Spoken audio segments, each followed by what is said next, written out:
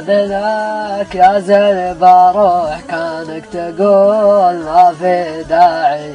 كانك تقول ما في داعي، لكن تذكر دخل استاذنك يا زين بروح